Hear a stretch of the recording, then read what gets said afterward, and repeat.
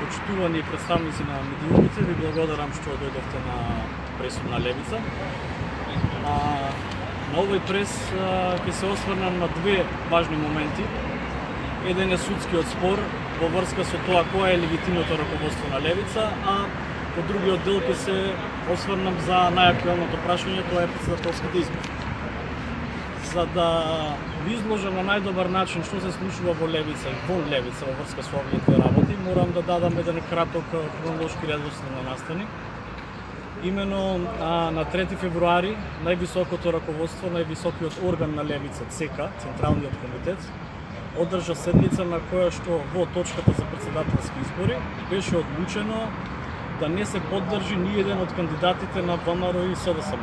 Најмногу ради тоа што ова се партиски кандидати, иако имаат надпартиски очекувања, а исто така во насока на поддршка на се поголемиот гнев на граѓаните, оправдан после 3 децении да не им се даде легитимитет на овие партии, затоа што се виновни за сето ова што ни се случува.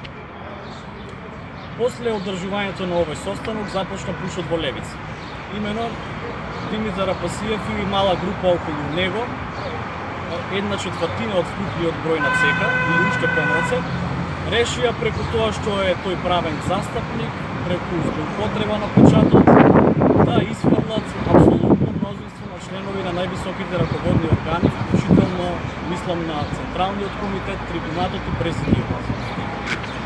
Она што беше симптоматично е тоа што ова се случи токму после оваа политичка одлука на највисокото раководство. Започна постапка во Основниот суд Скопје 2 како регистрационен суд за политички партии за тоа кој е правен застапник во левица поради нашето поднесено барање, поточно Президиумот на своја седница исто така одлучи поради овие злоупотреби Димитар Апасиев да биде сменет. Она што се случи пред неколку дена е што добивме првостепена пресуда каде што тој останува, но ќе искористиме нашето право на жалба затоа што фактите и доказите се на наша страна. Сосем кратко би кажал неколку моменти што ја прават оваа одлука незаконита и зачудувачка, зашто баш сега вака се одлучува, е следното. Имено, правниот застапник според статутот на левица го менува Президиумот. И тоа со апсолутно мнозинство на гласови.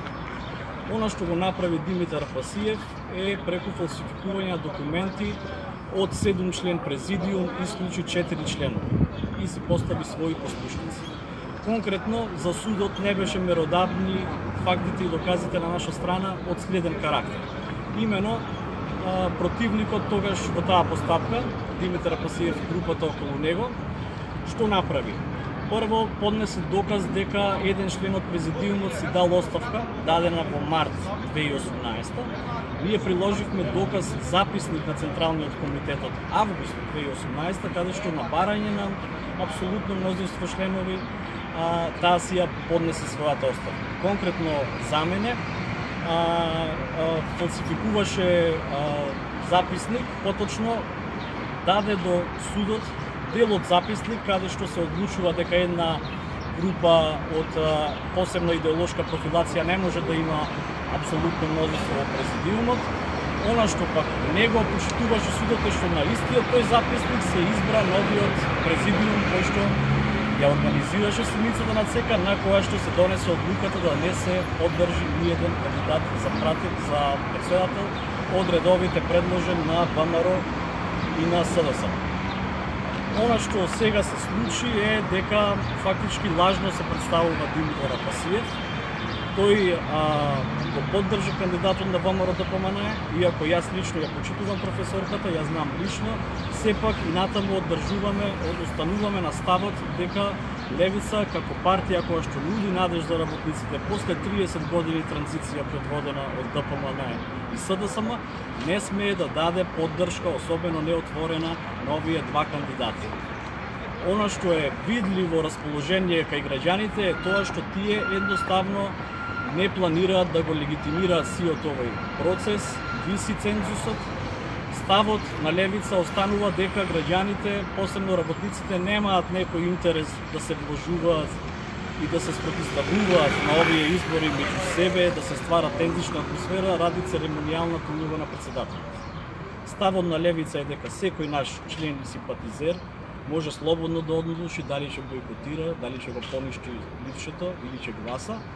Од она што можам да го кажам како индивидуален став на членовите на Централниот комитет е дека ние во мнозинство сепак како поединци, почитувајќи го овој став, ќе се придружиме кон гневот на граѓаните од овие две партии, па затоа не планираме изсилено да ја ставиме како што го прави тоа Димитар Апасиев, партијата во служба на исполнување на цензус. Ако имате прашање. Сега сте дел од Левица или не сте ве исклучи или не ве исклучи? Вака, значи, Левица не е партискиот печат и штембил и не е тековна состојба. Значи, групата околу Димитар Апасиев, поради тоа што го има печатот, без знаење на органите, не исклучува. Но затоа водиме тука постапка и ќе поднесеме жалба. Она што го правиме ние е она што треба да го прави една левичарска партија на терен. За разлика од спротивната страна, ние вчера одржавме протест пред Министерството за здравство. Ние продолжуваме со работа, без да му слугуваме на ВМРО и на СДСМ и застануваме на страната на работниците. Од наша страна, чистите се исто така исклучени поточно и незамрзнато членство. Има ли најава за отварање на нова политичка партија доколку не се разреши спорот со Левица? Формирате некоја нова дела? Јас не би планирал во моментов политички да ја толкувам одлуката, затоа што ќе сочекам второстепената постапка. Сепак, сторени се суштествени повреди на постапката, погрешно е применето материјалното право и погрешно е утврдена фактичката состојба и за тоа имаме брдо докази. Обемен материјал, така да оптимисти сме дека сепак ова е, значи, прво полувреме беше, сега во второ полувреме ќе излезе на виделина и вистината и статутарноста на нашето однесување.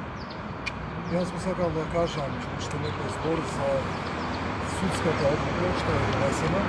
Значи, судската одлука е донесена врз чудни стандарди, од кој еден од најважните, еден од аргументите на судиката беше да вреднува мејл со кој член на президиумот поднесува оставка, а не да вреднува подоцнежен записник со печат и подпис на Централниот комитет, каде што таа одлука е повлечена. Така што со такви одлуки судството дополнително го уништува владењето на правото, а второ, губењето на правната битка за левица од наша страна во прилог на Димитар Апасиев ќе биде силна порака дека во Македонија и оние малку траги на демократија изумираат, бидејќи тоа ќе значи дека секој што го владее партискиот печат ќе може без сокршење на статутот на партијата, без доволно поддршка од органите на партијата да воспостави автократска власт во својата партија, бидејќи во секој случај судот ќе пресуди во негова корист поради тоа што тој е посетник на печатот.